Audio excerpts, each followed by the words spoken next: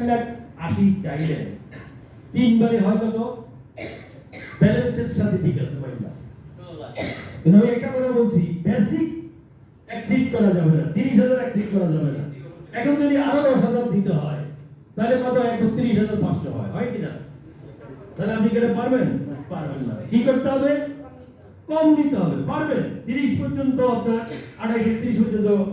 সরকার যদি মনে করে যে না 28,500 পর্যন্ত 29,500 পর্যন্ত ওনাকে কাটতে দিব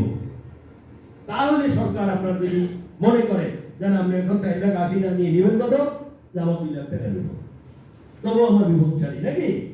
এখন এইভাবে আপনাকে গভর্নমেন্ট দিল অগ্রিম মঞ্জুরি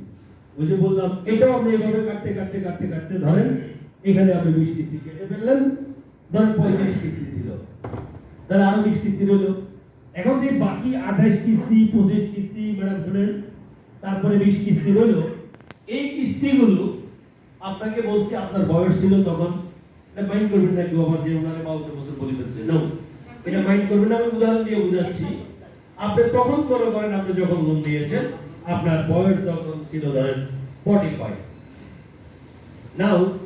আপনি যখন এখন আপনার বয়স 52 বছর পূর্ণ হইল আপনি রানিং এ আসলেন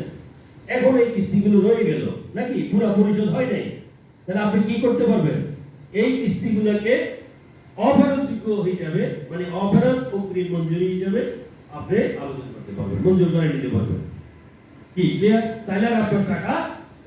ওই যে বেতন থেকে এখন আপনি যদি 30,000 টাকা বা 31,500 যদি নিয়ে যায় আপনি চলবেন কিভাবে চুরি করবেন কি ডাকাতি করবেন তো কিভাবে চলবেন বুঝলাম যে কোনো মানুষের অপশনস তো থাকেই 12 মুশকিল 13 আসান আল্লাহ এক আসান বেশি রাখছে নাকি এই কোন হাদিসের কথা যদি বলতে যাই তাইলে আমরা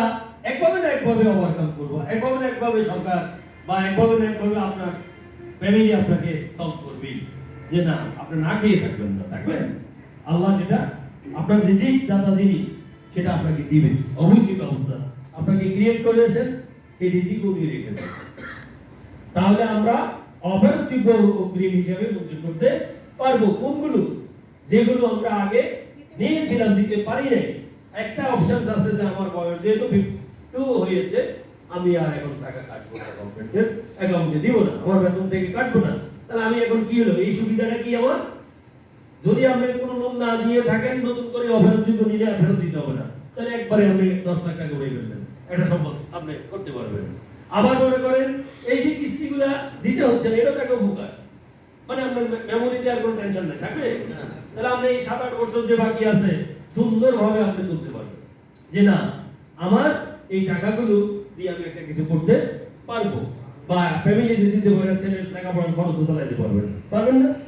তাহলে আপনার এই একটা সুবিধা গভর্নমেন্ট দেখেন স্টেপ বাই স্টেপ কিন্তু আপনার জন্য চিন্তা করে এগুলো রেখেছে আমরা এটা কি ইউজ করতে পারছি না হয়তো আমরা বুঝতেছি না